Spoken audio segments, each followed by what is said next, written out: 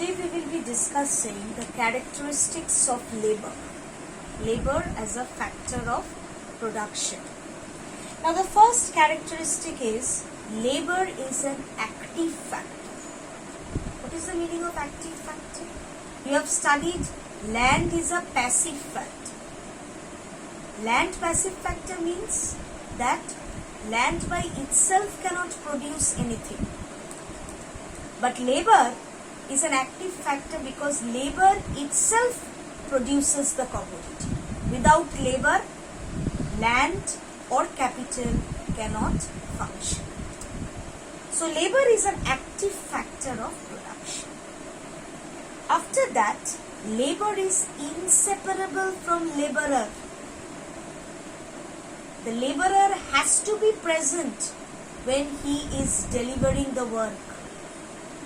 You cannot separate the labor from the laborer. Landowner, capital owner, that can be separated. I am a landowner. I have given my land for rent. It is not necessary that I have to be present over there. Similarly, I am a capital owner. I have given my machines and I will earn the interest. So there also you see I need not be present. But if I am a laborer, I have to be present on the spot where I have to deliver my work. So labor is inseparable from the labor. Third characteristic is freedom of choice. Labor is free to choose whether he will work on a particular day or stay at home, because he may be either too tired or too bored. Machines and land being inanimate cannot refuse to work. So labor can refuse to work. Freedom of choice. End purpose of production. This means that labor of a laborer cannot be stored. It is highly perishable in the sense that means if a worker does not get work on one day, his labor for that day is lost forever. In fact, if he is unemployed for long periods, he deteriorates physically as well as mentally. So, labor is highly perishable. And also, labor is end purpose of production. Why end purpose of production? Because labor is a human factor and human beings serve both as ends and means of all economic activities. Both a means as well as end of all economic activities. Means labor does the work. And why labor works? In order to earn money to consume the food, to consume his day-to-day expenditure. So he is the end purpose of all production. After that, labor is a human factor.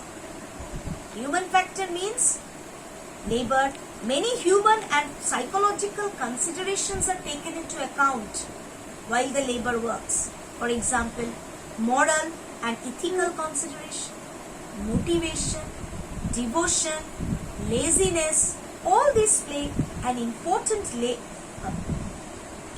part while dealing with labor. After that, you see importance of non-monetary factors.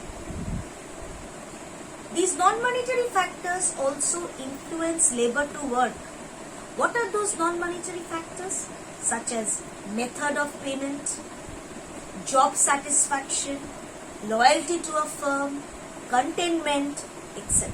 These are important in inducing laborers to put more efforts in production. Non-monetary factors very important for a labor to motivate to work. After that, inelastic supply. The supply of labor is inelastic. You know what is the meaning of inelastic supply. Supply of labor depends upon population growth. Laborers cannot reproduce easily and quickly because population growth can take place in the long run only. So, supply of labor is inelastic in the short run. Then comes mobility of labor.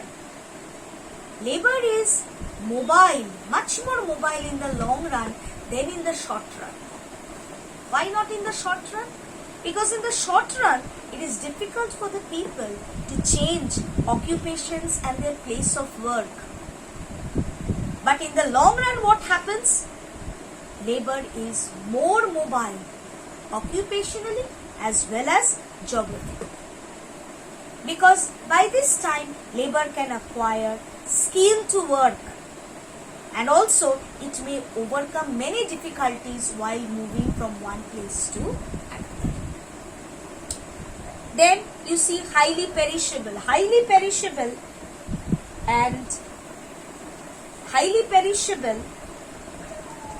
is the same as, highly perishable means that if a labor doesn't work for one day, his labor power will lost forever. And after that, labor differs in efficiency. Efficiency means all labors are not equally efficient. Their efficiency differs because of difference in physical strength, skill, education, and the extent of motivation. Efficiency of labor can be increased through education and training, and by providing proper working environment and incentives. Okay. Now you see, your question comes in 2 marks, 7 marks, 8 marks. 2 marks if it comes on factors. You can write any 2 factor, active factor, any 2 factor from here. But 7 or 8 marks, you have to write 4 to 5 factors. So which are the important factors? Active factor, highly perishable, then labor is inseparable from laborer, end purpose of production, inelastic supply. These are the important factors. Separate question can come. Why labor is an end purpose of production? Why the supply of labor is inelastic? Why labor is mobile in long run but immobile in short run? Why labors differ in efficiency? So like this 2 marks questions can